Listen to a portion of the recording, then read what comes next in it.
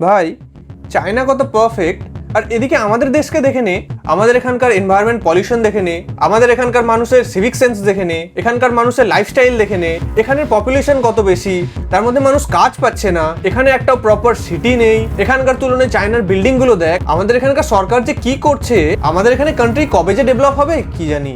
ওরকম India China বলে ভাই কোনো ব্যাপার নেই। সব কান্ট্রির নিজস্ব কিছু ফ্ল আছে, সব কান্ট্রির নিজস্ব কিছু গুণ আছে, প্রত্যেকেই না ডেভেলপ হওয়ার চেষ্টা করছে। প্রথমে তুই যেটা বললি পলিউশনের ব্যাপার, তো দেখ চায়না 30 থেকে 35% প্রায় কন্ট্রিবিউশন আছে এনভায়রনমেন্টের CO2 যোগদানে, আর সেখানে ইন্ডিয়ার কিন্তু মাত্র 8%। আর যেখানে আসছে পোভার্টির কথা, তো ইন্ডিয়াতে পোভার্টি আছে নো ডাউট, 11.28% প্রায় ইন্ডিয়াতে মাল্টি ডাইমেনশনাল পোভার্টি আছে। কিন্তু চায়নাতেও যদি দেখি তো ওখানেও প্রায় 12 থেকে 13% কিন্তু এস্টিমেটেড পোভার্টি রেট রয়েছে, যদিও ওরা পুরোপুরি ডেটা বাইরে আসতে দেয় না। অন্যদিকে দেখ তুই পপুলেশনের কথা বলছিস, ইন্ডিয়াতে নো ডাউট এখন পপুলেশনটা বেশি, কিন্তু একসময় চায়না কিন্তু টপে ছিল, আর এখনও চায়নার পপুলেশন কিন্তু কিছু কম না, 1.4 বিলিয়ন। আর যেখানে তুই বললি না আনএমপ্লয়মেন্ট রেটের কথা, চায়না তো মনে রাখবি 5.2% কিন্তু আনএমপ্লয়মেন্ট রেট আছে, তাও এটা ওদের অফিসিয়াল ডেটাতে।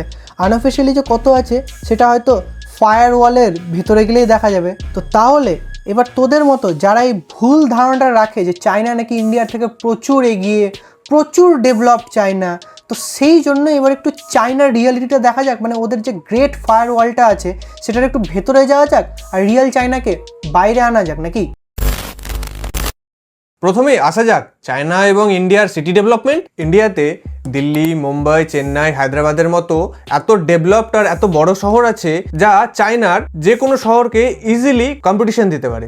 আর অন্যদিকে চায়না যেখানে হতে পারে তাদের 20 ট্রিলিয়নের ইকোনমি, ইনোভেশন আর টেকনোলজি থেকে এগিয়ে, কিন্তু এখনো অনেক শহর আছে যারা পুরোপুরি ডেভেলপ না। গনসু, জিনিং, লাসা, লিঙ্গম, চেঙ্গম, এমনকি তিব্বত যেটা জোর করে চায়না নিজের করে রেখেছে, সেখানেও ডেভেলপমেন্টের আলো এখনো পৌঁছায়নি। আবার অন্যদিকে চায়নার লেবারদের কন্ডিশন দেখো, তা ভারতের থেকেও নিম্নতম অবস্থায় রয়েছে, যেখানে শ্রমিকদের উইকলি 60 থেকে 65 ঘন্টা কাজ করতে হয়। Unhygienic work condition, safety Hazard issue, এমনকি ভারতের লেবারদের প্রোটেক্ট করার জন্য যে লেবার ল আছে, চায়নার ক্ষেত্রে সেই লেবার ল তাদের সেফগার্ড করেই না।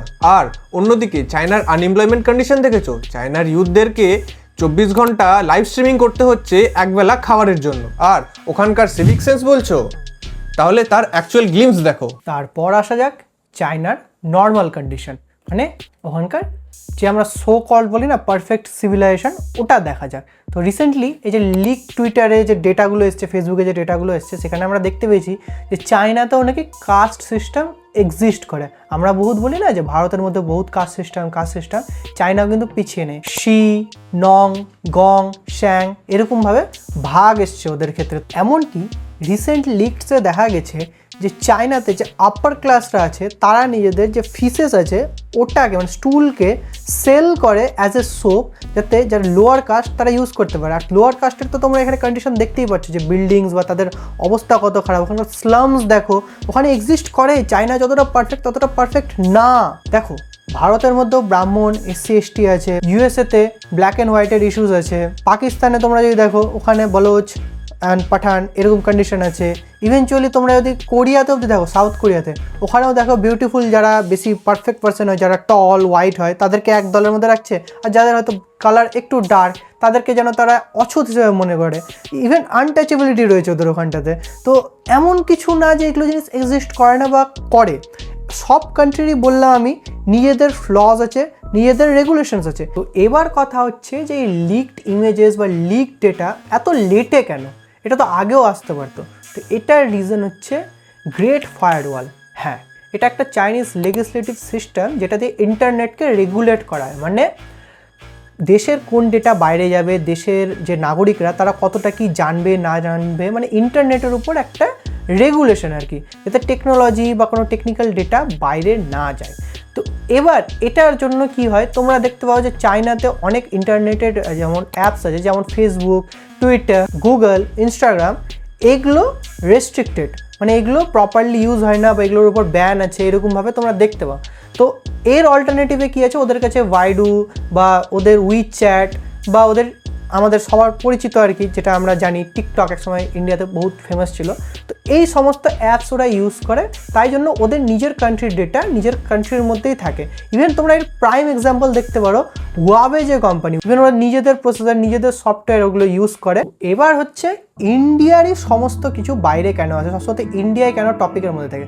এই যে তোমরা বাইরের যেগুলোকে দেখো, যেমন ধরো আমেরিকান বিভিন্ন কোম্পানি, ইউরোপিয়ান ইউনিয়ন, বা তোমরা দেখো এখানে বিবিসি, এরা বারবার ইন্টারন্যাশনাল প্ল্যাটফর্মে ইন্ডিয়াকে ডিফেম করে যে ইন্ডিয়া একটা পোভার্টিতে ভুগা কান্ট্রি, বা ইন্ডিয়াতে ডেভেলপমেন্ট হচ্ছে না। নো ডাউট আমাদের এখানে গ্রোথ ডেভেলপমেন্ট সবই কিছু হচ্ছে, স্লো হচ্ছে। আমাদের এখানে সিভিক সেন্স হয়তো কম, কিন্তু ধীরে ধীরে ডেভেলপ হচ্ছে। ইউথরা পড়াশোনা করছে, তারা নিজেদের টেকনোলজিক্যালি বা তারা নিজেদেরকে মোরালি যথেষ্টভাবে ডেভেলপ করছে। এবার দেখো প্রবলেমটা হচ্ছে এখানে যে আমরা শুধু দোষ দিয়ে থেমে যাই। আমাদেরকে আমাদের কান্ট্রির ডেভেলপমেন্ট নিজেদের হাতেই করতে হবে। আর অলওয়েজ একটা কথা আছে, চ্যারিটি বিগিনস অ্যাট হোম। তো সেই অনুসারে আমাদেরকে নিজের রাজ্যের ডেভেলপমেন্ট আগে শুরু করতে হবে। তাহলে প্রত্যেকটা রাজ্য যদি এভাবে ডেভেলপ শুরু করে, তো কান্ট্রি তো ডেভেলপড হবেই না। তো এটাই হচ্ছে আমাদের মেন টার্গেট। তো ওই জন্যই বললাম কোনো কান্ট্রি পারফেক্ট না। তো ভিডিওটা যদি ভালো লেগে থাকে, যদি ভিডিওটা তোমাদের হার্ট টাচ করে থাকে, তাহলে অবশ্যই একটা লাইক করে যাবে।